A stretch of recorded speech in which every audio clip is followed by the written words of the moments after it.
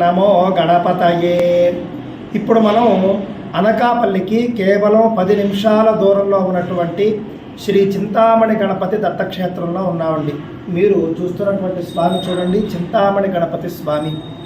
మైసూరు అవధూత దత్తపీఠాధిపతులు పరమపూజ్య శ్రీ గణపతి సచ్చిదానంద స్వామీజీ వారు స్వయంగా ప్రతిష్ఠించినటువంటి ఆలయం.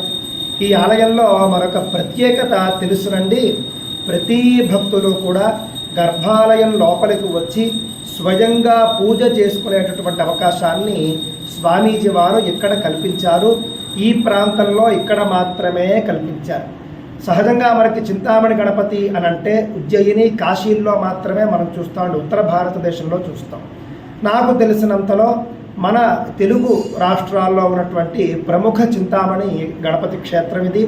ప్రకృతి ఒడిలో ఉంటుంది, చాలా అద్భుతమైనటువంటి క్షేత్రం.